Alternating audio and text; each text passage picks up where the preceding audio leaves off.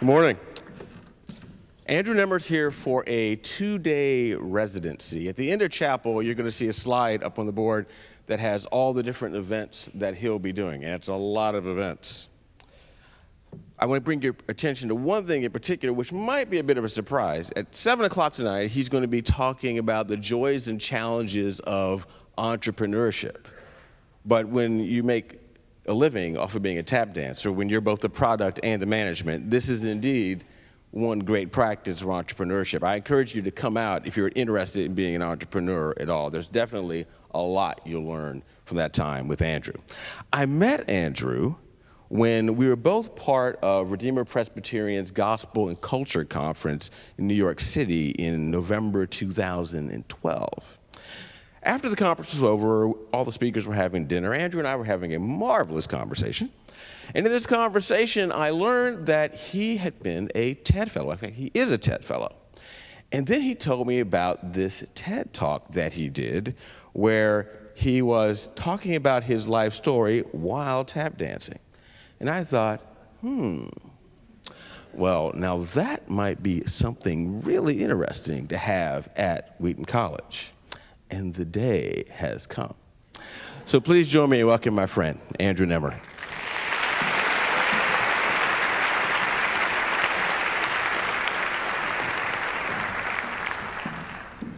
Good morning. All right.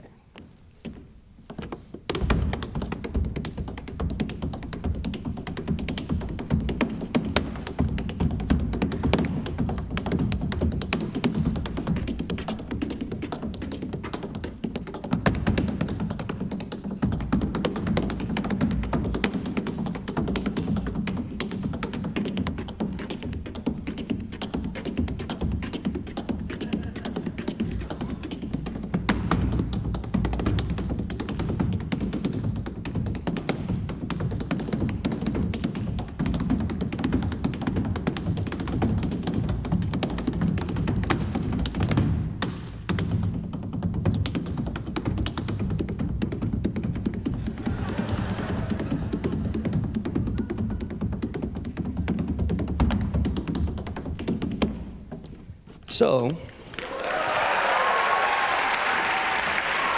thanks. So I was preparing some words to share with you last week, and I realized I ran the risk of using my entire time to set up the context for what I actually wanted to talk about today. I'd spend the whole time telling you about how, as a 3.5-year-old, my parents, recent immigrants from Lebanon, and me had no idea what the future held when I first signed up for tap dance class. Tap dance class at 3.5 looked something like this.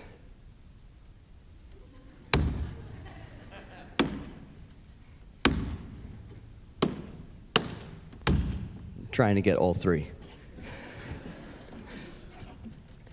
I'd tell you about how meeting Gregory Hines and Savion Glover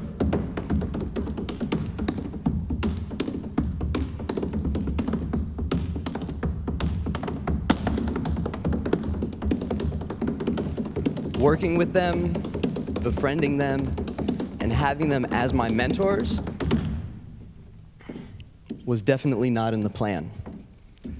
And even when it became a thought, it still happened earlier than anybody expected.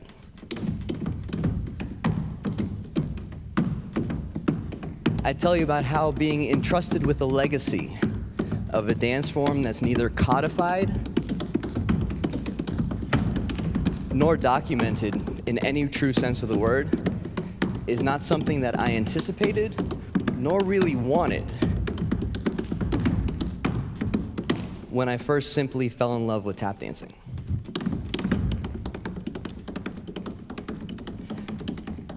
I would be telling you about dreams fulfilled, meeting my tap dance heroes, dancers who were in their prime in the 1920s, 30s, and 40s, the cats who had the secrets,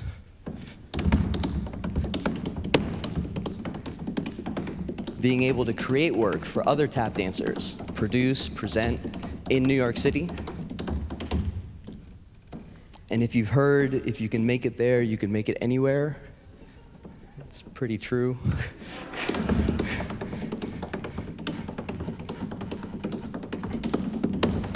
And I'd be telling you about dreams deferred and some completely broken. Watching my mentors pass on one by one, being rejected by community on account of age and race,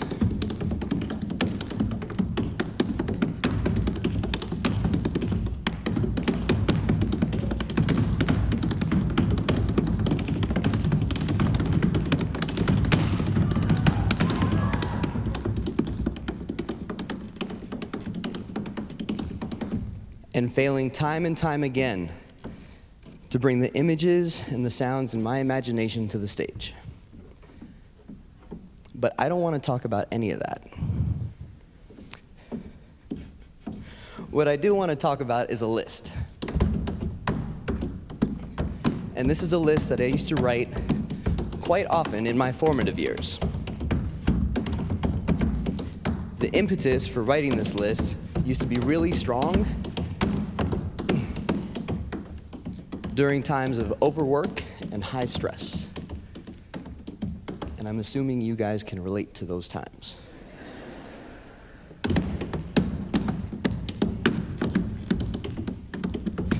For me, as a full-time student and a full-time tap dancer, this idea of burnout used to cycle around about every 6 months.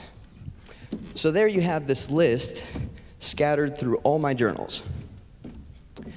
List used to have a heading. The heading would be something like, "Who am I?" Or more ominously, "The list." And it used to have, from top to bottom, these monikers of identity, listed by strength of perceived association. It would say Christian, Lebanese, Canadian, American, tap dancer. So if we look at it generally, I was attempting to figure out who I was in the categories of faith, culture, and work.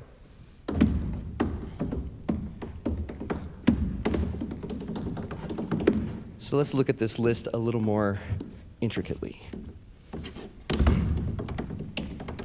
Christian. I grew up in a Christian household. My parents made a public promise to raise me in the faith, so I was dedicated as a child. And my folks came through. My familial culture included Christ, prayer, and a visible, applied walk of faith.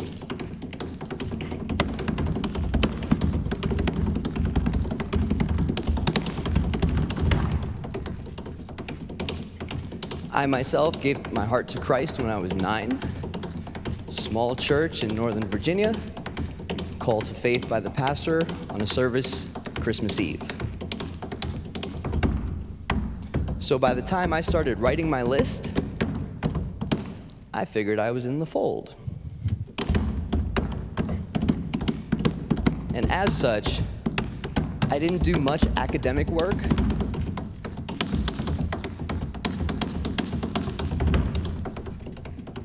When it came down to faith.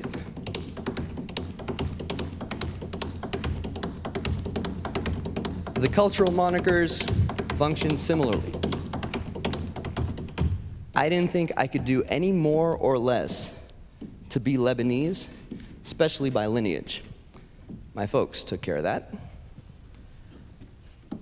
I was born in Canada, so that took care, thank you. So that took care of that. And just in case anybody doubted, I took up ice hockey. And I lasted 3 weeks. In terms of American,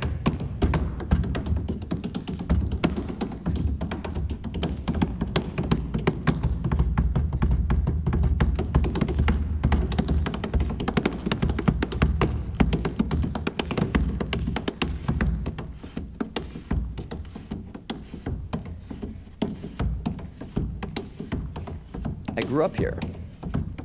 Been living in the country since I was 3. Grew up in, around, engaged with, and responding to the American culture for the majority of my life. So that brings us to tap dancing. So my relationship with tap dancing started inconspicuously enough as a 3.5-year-old only child who needed a social activity. My folks sat me around the dining room table and said, what do you think? And I, as a 3.5-year-old, said, I don't know, but I'll try.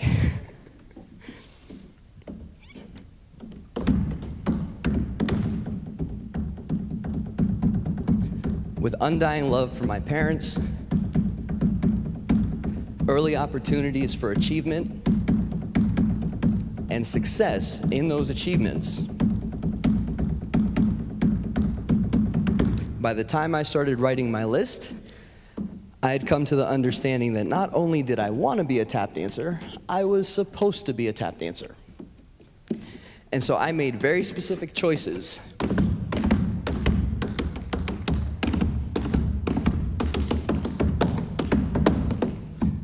with regards to the music that I listened to, with regards to the physical practice I put my body and my mind through, and even with regards to the pursuit of this idea of improvisation that I'm currently engaged with you here now.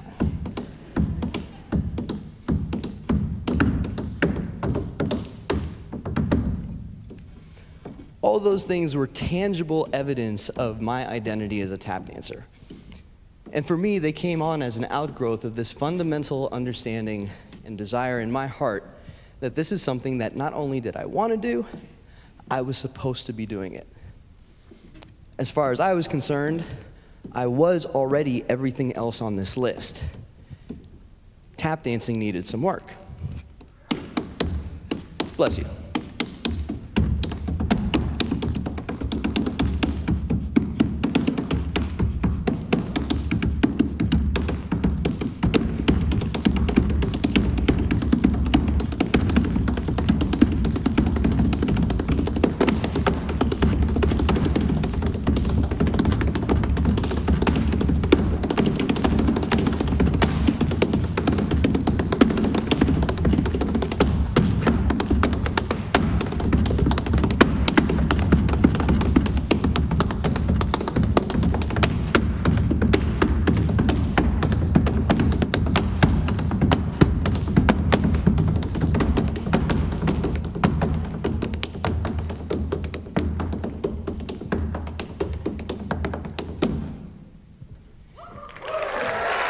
Thank you.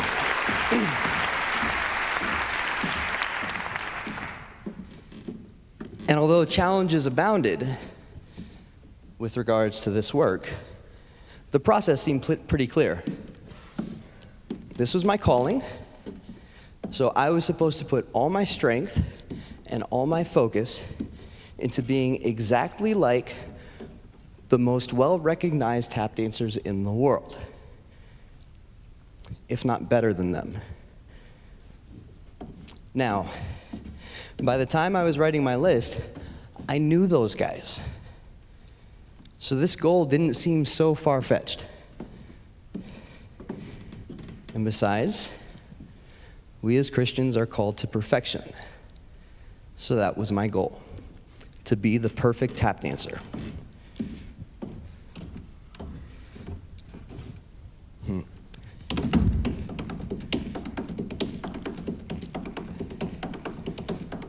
So writing my list seemed harmless enough. That is, attempting to articulate from where I derived my own identity. But there was a problem that gradually kind of snuck its way in. And that is, for all my thought about identity, I put very little thought into where I derived my value.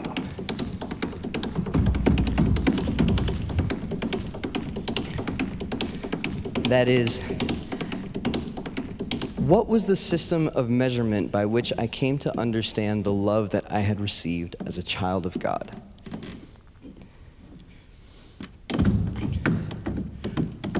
I'd been blessed early and often. I had a loving set of parents. Any need that I had was always fulfilled. And I had a slew of early successes. But I came to desire a continued slew of successes in order for me to understand and measure up God's love in my life. And this happened without me even really knowing it.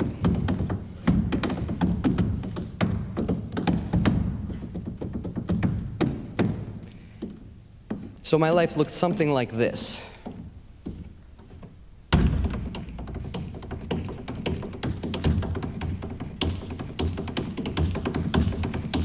If I received an expected success,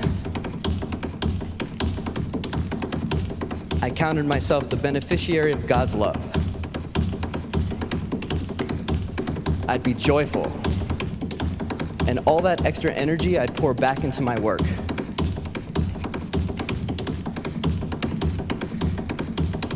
However, if I was denied an expected success, I considered myself having been denied God's love.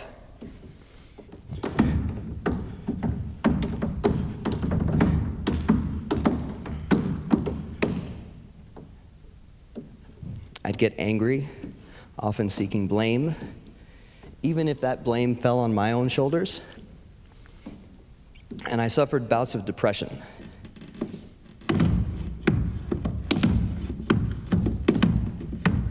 My only solace was my work.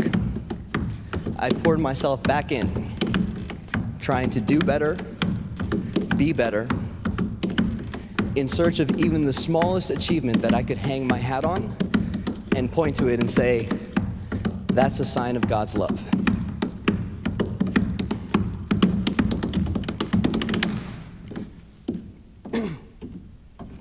I lived this way for 15 years.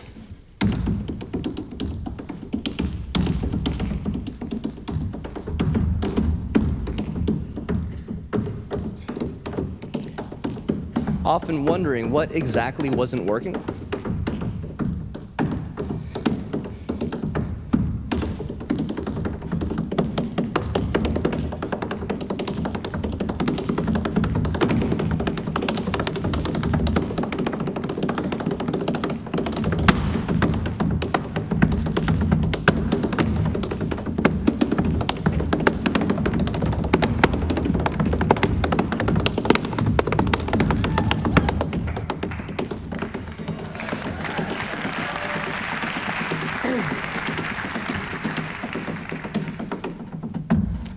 But I wasn't quite able to articulate it ever.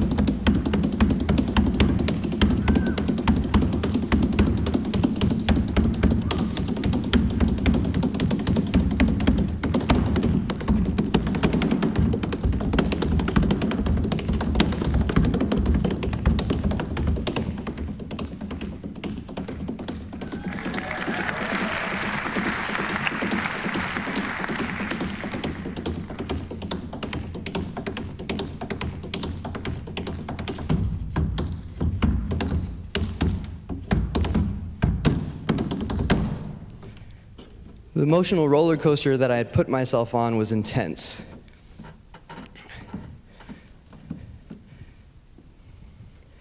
Again, if I received something, I'd get the highest high.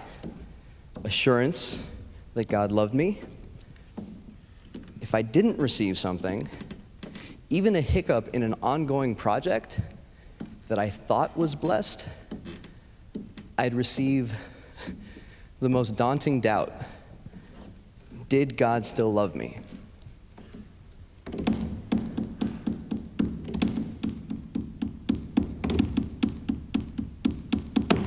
I had built a context for my entire life in which I could not live without achievement because I could not live without God's love. And then it happened.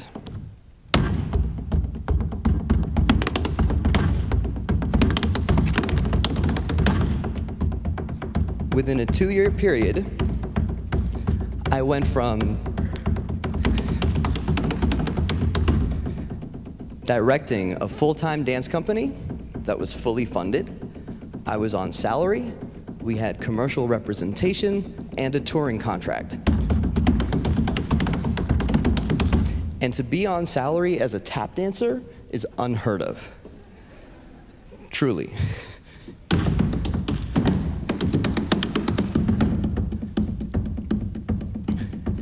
So I went from all that to personal bankruptcy, the risk of losing my dance company, no salary, and sleeping on the living room floor of my house because of a major strain in my back.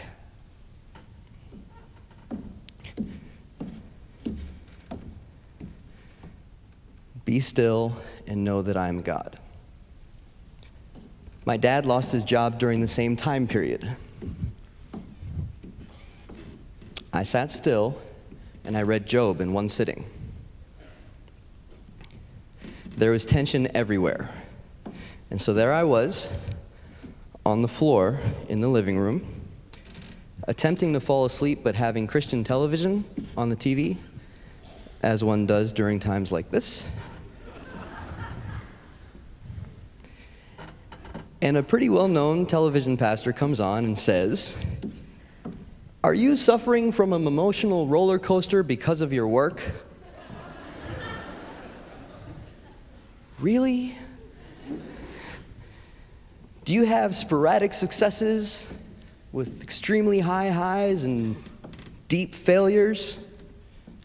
Nothing's consistent? I'm saying, yes, of course. He said, well, that's because you haven't given up your work to God. And I mean all of it. So right away, I went to prayer. And I asked God to take away anything that I thought I hadn't already given. And just to be sure, to not leave anything in my possession, or even within grabbing distance. Within a year, I was brought to my current home church. I was baptized, and I entered into a faith and work integration program, which kind of functions like AA for high-achieving Christians.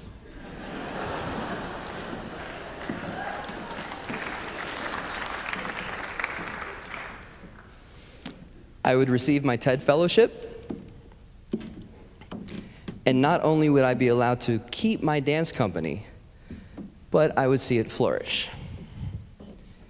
Indeed, me standing on this stage today in front of you, speaking as a tap dancer, is a testimony to God's grace.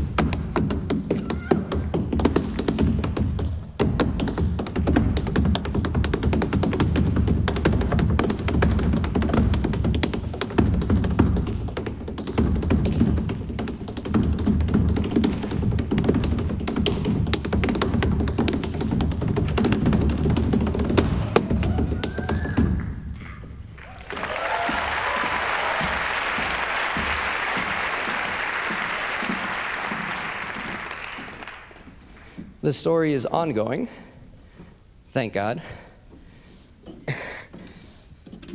But there are a few key areas in terms of my confusion that, having gone through it, having had some time to reflect, I'd like to share with you today. Finally, what I wanted to talk about. The first is provision.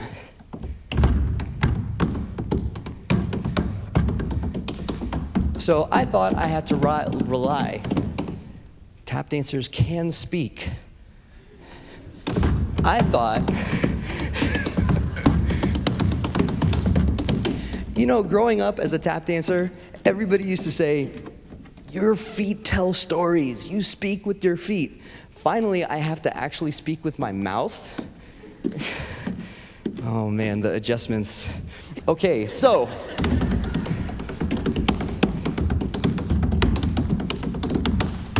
Provision.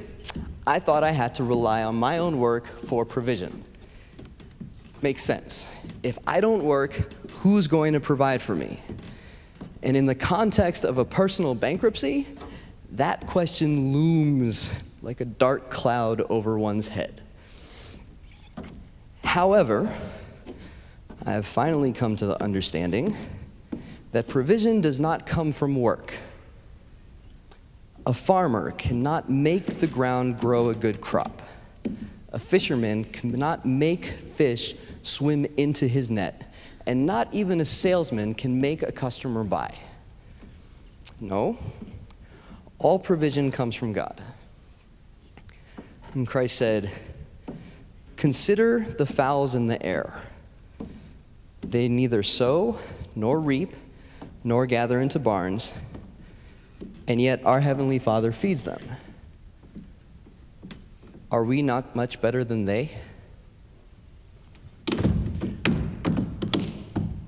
Work is a discipline, and a good one, but it has no guaranteed outcome. Provision is a gift. It's a gift from God. And for me, in my times of confusion, as I was writing my list and beyond, I should have had my focus on the provider and his righteousness, not my work. The second area is purpose.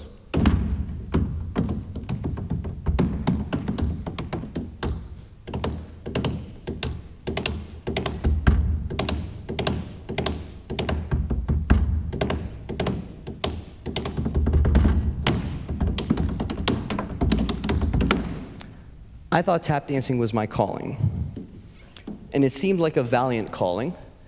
Tap dancing has many times been considered a dying art form.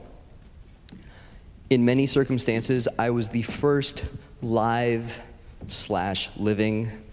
tap dancer that many people saw, so I considered myself saving an art form.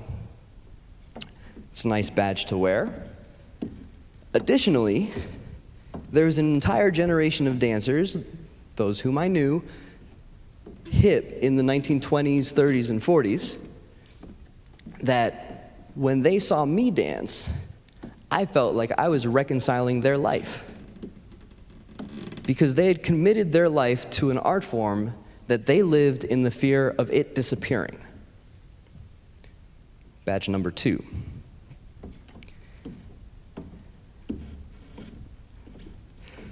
So when somebody asked me, well, what do you do? I'm a tap dancer. Every chance I had on a form to list my occupation, tap dancer, capital T, capital D. When asked what occupies my time, tap dancing, choreographing, presenting, producing. I would think about my audience, I would think about my mentors, and all those things seem right and good within the context of work. But within the context of life, how distant was I from the simplest of commands? When Christ was asked, what is first among all the commandments? He said, Love the Lord thy God with all thy heart, soul, mind, and strength. And the second, like the first, was love thy neighbor as thy friend. Nowhere in those two commandments does it explicitly say to do good work, or create beautiful art, or to have successful businesses. It says love. That's it. And that should have been what occupied the majority of my time. In fact, the occupation and preoccupation with these two commandments is what has most recently changed my heart and colored my choices, in the hopes that my purpose will never again be questioned. My work is love.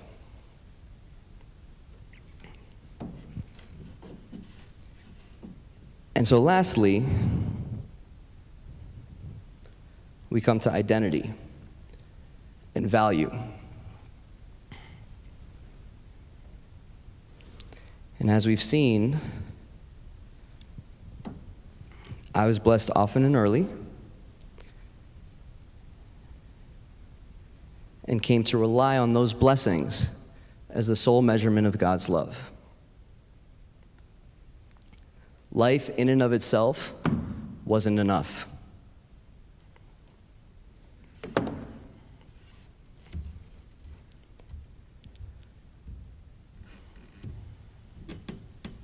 No, I needed continual assurance, a sign.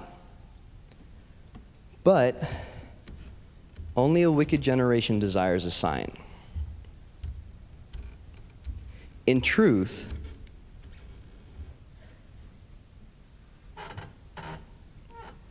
whatever we talk about, whether it's the lack of worry for provision, or the understanding of a fundamental identity,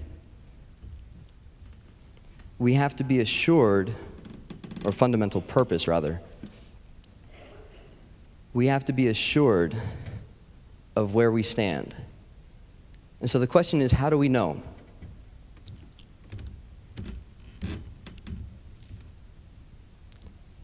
Sorry if my feet smell.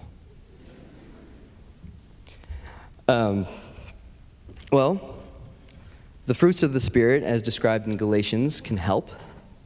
Love, joy, peace, long-suffering, goodness, gentleness, faith, meekness, temperance. They can provide proof. Personal prayer can provide assurance. But in fact, God, through Jesus Christ, has already accounted for his own. I, by grace, was made aware of his existence. By grace, my heart broke at the sight of Christ on the cross. By grace, my heart rejoiced with wonder at the sight of the empty tomb. And by grace, he met me exactly where I was on the floor of that living room, even if he was the one who put me there in the first place. And in fact, wherever we are, he comes and meets us with a hope that's rooted in the greatest love known to man. He offers everything so that he might allow our hearts to soften and a path to come to him in love, by love, and for love.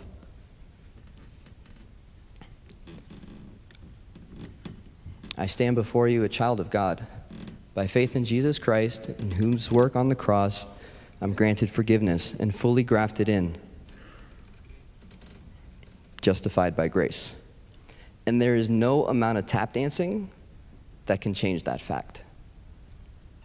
I have little want. I have the least worry for provision that I've ever experienced in my entire life. And I know my fundamental purpose. I know who I am. And I pray the same for all those of us who pursue perfection. Because in fact, perfection is impossible. But with God, all things are possible. Thank you.